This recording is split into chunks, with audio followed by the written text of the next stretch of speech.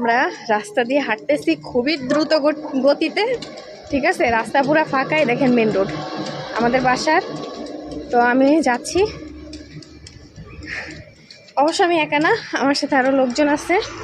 একা আমি অবশ্য কোথাও বের হই না। তো দেখেন গাড়ি যাচ্ছে, অনেক দ্রুত হাঁটতেছি। আমার মা হচ্ছে সামনে চলে গেছে আর আমি পিছনে। রাস্তায় দেখতেছিলাম শিউলি ফুল পড়ছে, তো শিউলি ফুলগুলা হচ্ছে টুকাচ্ছিলাম, খুঁটতেছিলাম। শরতের শিউলি একটু হাতে না নিলে হয় বলেন তো? তো সেটাই নিচ্ছিলাম।